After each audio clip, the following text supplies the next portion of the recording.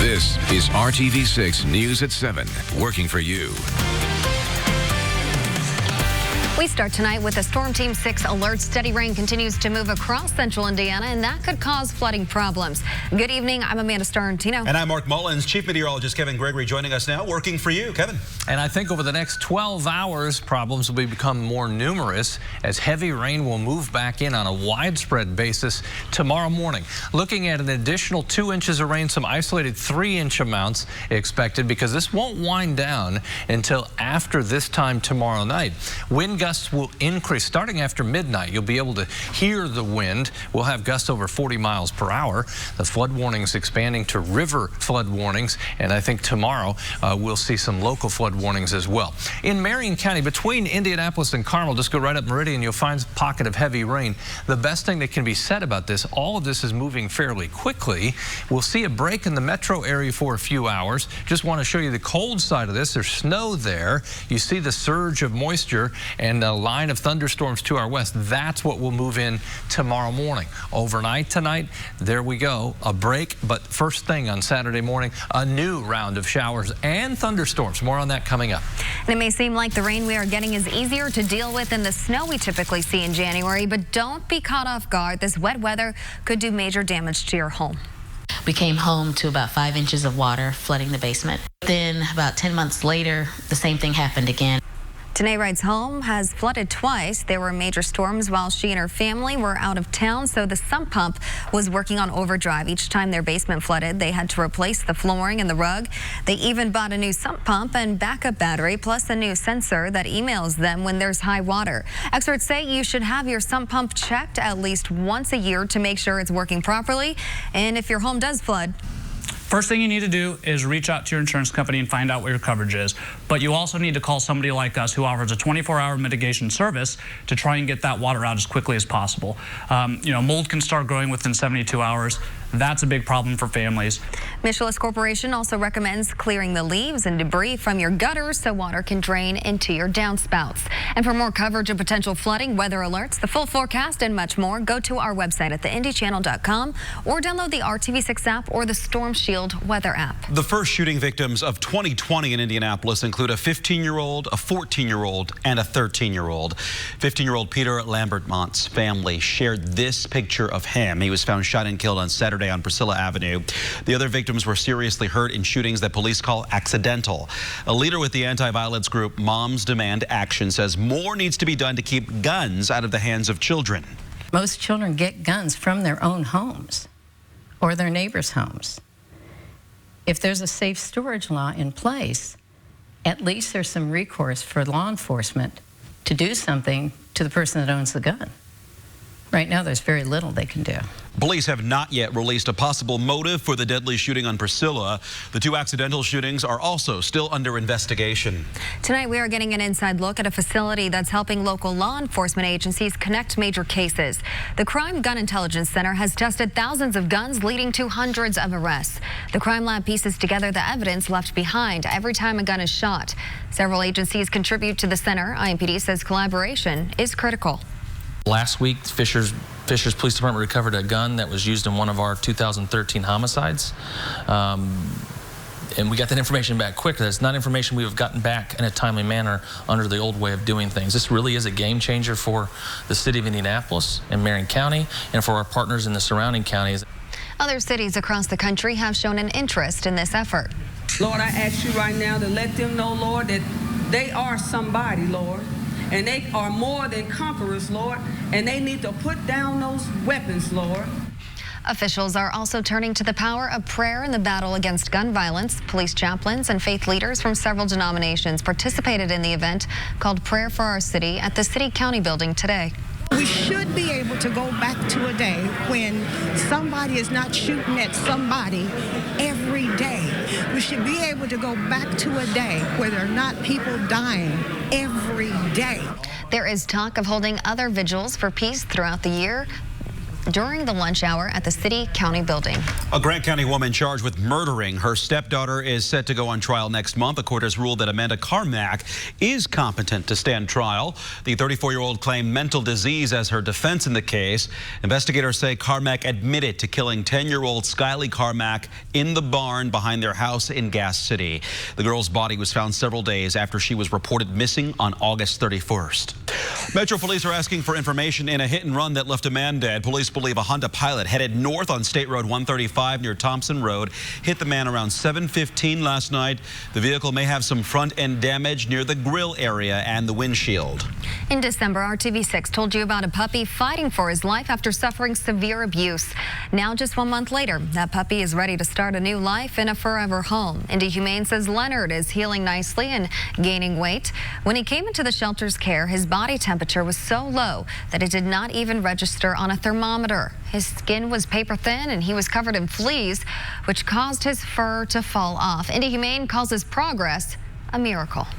I want to thank all of the people who donated and thought of us in reaction to Leonard's situation. This has been an eye-opening experience for us, just how receptive the public was to his situation, and we have had just an outpouring of donations and of public sympathy and empathy, and that's been really helpful to get him back on track. So thank you. Just look at that face. If you're interested in making Leonard part of your family, he will be available for adoption starting this weekend at the facility on North Michigan Road. He is adorable. There's going to be a line for him. A lot of people will be trying to get their hands on Leonard there. Cutie. He's great to see. He's making a great recovery there, too. Tonight, we know more about the future of a former marsh on the north side of Indianapolis. Yesterday, RTV6 learned Traders Point Christian Church bought the building on 62nd Street in Keystone. Today, we found out the church plans to start redevelopment on March 1st. The project includes an 800-seat auditorium and an area for community outreach services. Remodeling and construction of the new Traders Point Midtown campus is expected to wrap up sometime next year.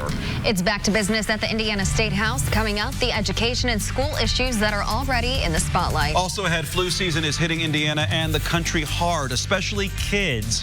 What the federal health investigators are saying about this year's strain. Live on CourtTV.com. The impeachment trial of President Trump could start soon. In a letter to her Democratic members, House Speaker Nancy Pelosi says she plans to hold a vote on impeachment managers, then send the articles of impeachment against President Trump to the Senate next week. Pelosi tells reporters she reached the decision on her own. Next we have to see until you go, the pressure, where's the pressure? I have news for them. They don't have a story. Pelosi delayed the process as Senate Minority Leader Chuck Schumer pushed the witnesses and documents to be included in the trial. This week, Senate Majority Leader Mitch McConnell said he planned to move forward with the trial with no witnesses. We have the votes once the impeachment trial has begun. We'll get around to the discussion of witnesses. The House passed 2 articles of impeachment last month accusing President Trump of abuse of power and obstruction of Congress. Now to the State House, where education issues took center stage this week, from bullying to teacher pay raises. RTV6's Ray Steele breaks down where elected officials stand on these issues.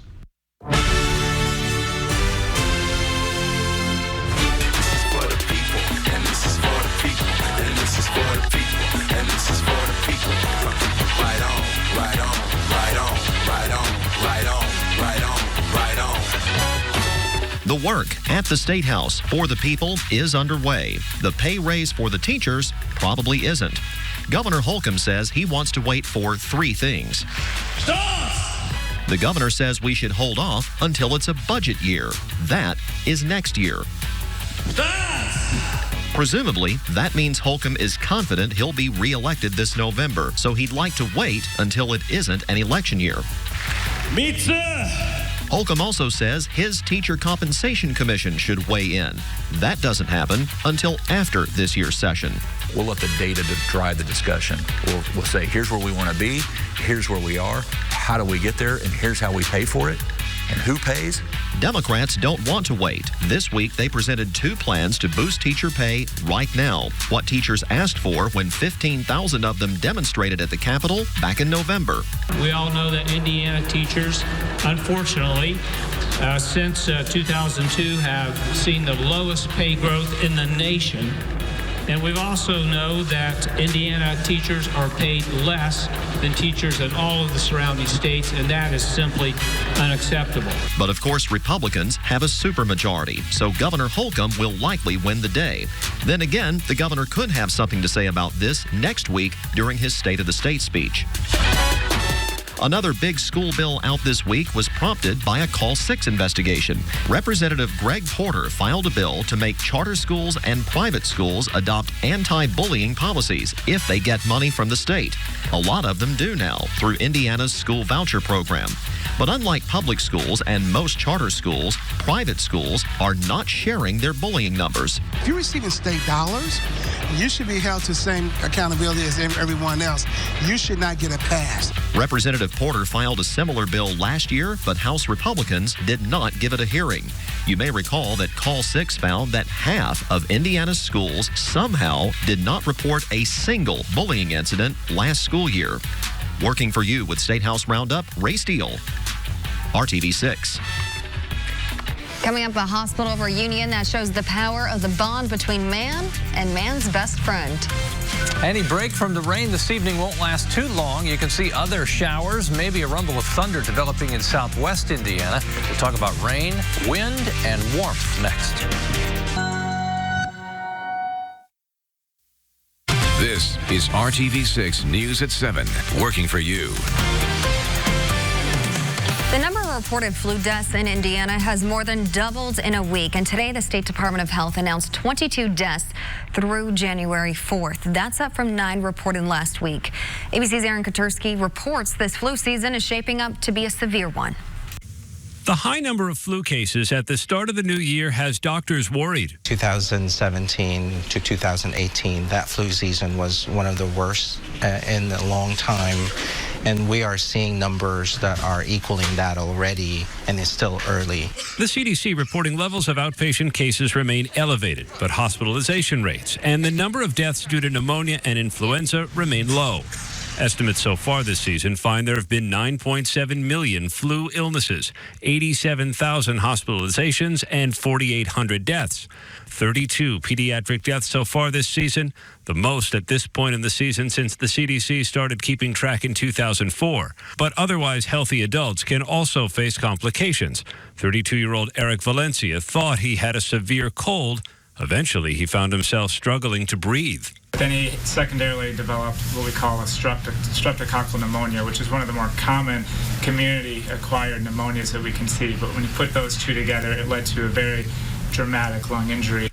Experts advise the flu vaccine is the best way to prevent the flu and its potentially serious complications. Severe shortness of breath and chest pains are among the symptoms patients should take seriously. Someone who may have been sick with the flu and then recovered but then is sick again, that's a sign potentially that they may have a bacterial pneumonia. For those who do come down with the flu, almost all of the influenza viruses tested can be treated with the FDA-approved antiviral medications recommended for use this season, as long as treatment begins within 48 hours of the first symptoms. Aaron Katursky, ABC News, New York. Now to a special reunion at IU Health University Hospital in downtown Indianapolis. Boy, I missed you. Butler's beloved mascot comforted his handler today. This is the first time Tripp has seen Michael Carlton Marks since he underwent surgery for a kidney transplant yesterday.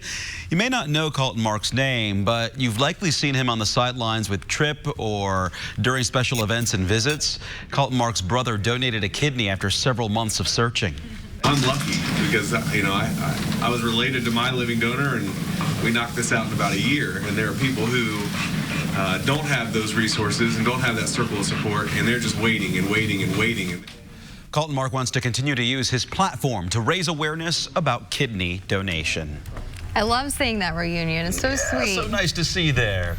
Kevin joining us now with a look at your Storm Team 6 forecast, and it has been a soggy day out there. And a lot of rain. Only get more moist, if you want to put it that way. I think Michael said he's going to be watching the Butler game tonight, right? Right. Yeah, so Butler plays at 9 o'clock. Big game for them. Rising water. That's the story, not just this evening, but I think in some cases through early next week. These are streams and creeks, combined two words there, that are rising in many neighborhoods this evening. And the Wabash River, for example, through Monday will continue to rise. As far as additional rainfall, a good 2 to potentially 3 inches, with the bulk of the sustained widespread heavier rain coming tomorrow morning into early afternoon. As far as our river forecast, Wabash River in Lafayette and Terre Haute should crest on Monday, present thinking. Noblesville and Morgan County along the White River will see crests late in the weekend. This is subject to change, obviously, depending on how much rain we see over the next 24 hours. A little bit of a break. This is weakening as it goes northeast of Indy. Then you can see immediately, at least from Terre Haute to Bloomington, no rain to replace that yet, but there's more growing in the southwest portion of the state. This will be more hit and miss this evening. There's the widespread rain in the morning. This is what we wake up to already at that point. The wind will be howling. It will be gusting over 40 miles per hour. Could have an isolated damaging wind gust in this line of storms. 6 to 9 comes through the metro area. Behind that, widespread rain, some of this heavy, that's through noon. By 3 o'clock, shifting to the east and southeast, and then by 6 o'clock, we start to see the relief into the Buckeye State. I think there'll be one more push of rain as the colder air sweeps in. May even see a little rain-snow mix in western portions of the state tomorrow night. There's the strong wind forecast for tomorrow morning.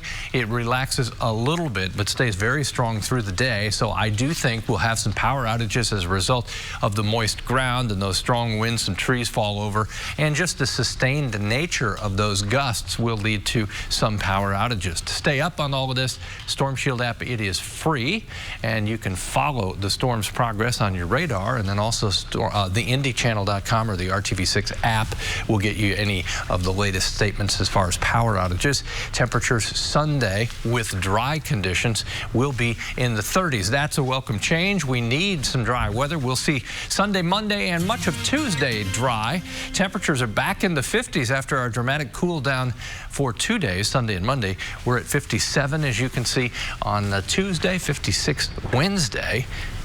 Then temperatures go back into the 30s by the time we get to Thursday and Friday. So hold on, next like 24 hours. Winter at the end of next week. Yeah. Mark? All right, thanks, guys. The BBC is reporting that the Duchess of Sussex, Meghan Markle, has returned to Canada. This comes after she and her husband, Prince Harry, announced plans to step back from their roles in the British monarchy. ABC's Trevor Ault has the latest on the royal drama. The royal crisis rumbles on in London after Prince Harry and wife Meghan, the Duke and Duchess of Sussex, made their bombshell announcement they'd be stepping back from their roles in the monarchy, including splitting their time between England and North America. Queen Elizabeth is leading emergency discussions with Princes Charles and William in hopes of finding a workable solution. ABC News has learned Prince Harry defied a direct order from the Queen to keep discussions about revising the couple's royal roles private until the family had come to an agreement about the future, but neither William nor Charles were sent the couple's statement until 10 minutes before it was sent out to the entire world. And that part of it was a shock to the Queen. The fact that they'd issued the statement without first clearing it with her when she'd expressly said, I don't want this to go public. In their announcement, Harry and Meghan say they intend to work to become financially independent while continuing to fully support the Queen, though it's still not clear what that specifically means or who will pay for the family's security, travel, and homes. The British people will not like the fact that there are part-time royals living million-dollar lifestyles, trading from their royal name, while still taking money from the public purse. The Duke and Duchess have had a tumultuous relationship with the British press, and now the British public seem to have mixed feelings about the couple stepping away. I think they've let the Queen down. They have to do what's best for them. Running a monarchy is expensive. Harry and Meghan's wedding cost an estimated $40 million, but it was watched by an estimated 2 billion people, and the royal family generates more than $2 billion a year in tourism revenue. Trevor Ault, ABC News, New York. Let's take you outside, give you a live look at I-69 and 82nd Street from our INDOT Traffic Now camera. You can barely see traffic through the raindrops on the lens there. If you plan on driving in the wet weather, take it slow out there tonight. We will be right back. TV.com. A reminder that Indigo wants your opinion on changing routes. 3 more public meetings will be held next week. You can ask questions and share your opinions on Monday from 5 to 7 p.m. at the Public Library branch on East 38th Street. Another meeting will be held from 5 to 7 Wednesday evening at the Far East Side Neighborhood Center, also on East 38th Street. Route 39 will get you to both of those locations, and parking is available on site. A 3rd meeting will be held Thursday from 4 to 6 at the Central Library on East Street, Clare Street, downtown. Latest rainfall report, 1.8 in Indianapolis. I do think we're likely to add almost 2 inches, so that'll put us with a storm total when we're through with this around 4 inches of rain. A little bit of a break. You can see the rain will come back from the southwest. Widespread rain in the morning tomorrow, very windy, and some of that rain heavy as well. This is weather we usually see in the spring. Not the middle of winter here. I want to say April showers, but... Yeah, but don't. It's January. We'll see you back here tonight at 11.